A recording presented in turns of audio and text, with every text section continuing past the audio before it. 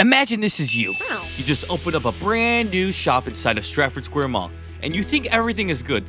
But then you realize nobody is at this mall. But how could this happen?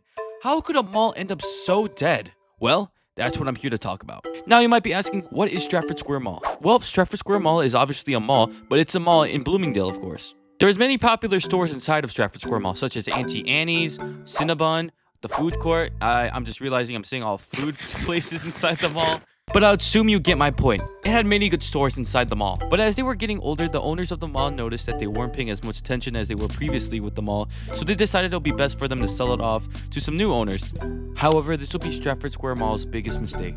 The new owners of Stratford Square Mall were named Nadar Reality Group. I don't know how you're supposed to pronounce that, but that's what it's called. It was sold to them in 2019, which led to them being the new owners of Stratford Square Mall. And the first thing that they did when they bought the store was immediately raise all the prices of the plots of stores, which led to a lot of big outrage, which made more stores leave, and it just became a big disaster. Also, quick side note, I find it kind of strange that the old owners sold the mall for the purpose of it not being neglected, which however became its biggest problem when it got sold. I mean, these new owners of Stratford Square Mall didn't even give it any attention. They just neglected it. So after a few years and months of bad business practice by the new owners of Stratford Square Mall, the village of Bloomingdale had many complaints and they had to get involved somehow. So they offered to buy the mall of Stratford Square Mall, which they refused the offer of. So the village of Bloomingdale had to get involved legally, which took a few months, and at that point Stratford Square Mall wasn't doing too well. No one was going in the mall. It was pretty much dead. But the village of Bloomingdale was successful in purchasing the land for over $8 million in the court.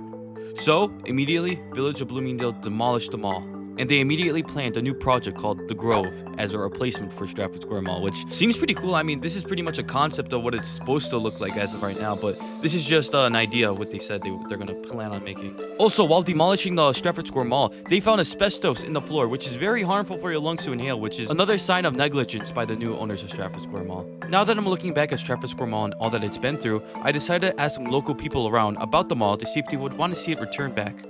If you were to bring back Stratford Square Mall, would you? Why or why not? I wouldn't bring it back. You wouldn't bring it back. Would Why not. is that? Cause like, sure, it'd be cool if it was like around, but like seeing as how it died, I feel like it would just repeat its history. What I mean by repeat history, like it's just gonna go downhill again. You know what I mean? If you were able to bring back Stratford Square Mall, would you? Why or why not? I probably would because like I like a spot that's close because I could just like walk to that thing. It's nice. In the end, the fall of Stratford Square Mall wasn't just the end of a shopping center. It was a warning about what happens when corporations get greedy and neglecting taking priority over communities.